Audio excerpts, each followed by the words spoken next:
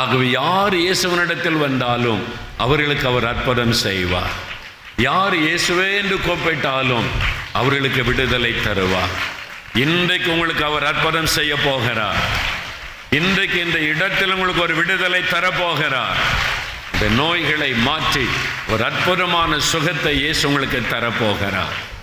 கடைசியாக இந்த இயேசு எப்படிப்பட்டவர்? முதலாவது அவர் நம்மை காண்கிற தேவன், இரண்டாவது நம்மை அழைக்கிற ஒரு தேவன், மூன்றாவது இயேசு சொல்லுகிறார், இன்றைக்கு இந்த வீட்டுக்கு ரட்சிப்பு வந்தது. ரட்சிப்பை அருளுகிற ஒரு தேவன்.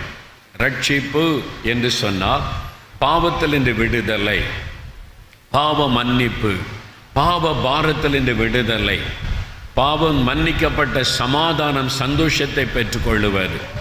அது மாத்திரமல்ல, ரட்சிப்பு என்கிற வார்த்தைக்கு ஒரு அர்த்தம்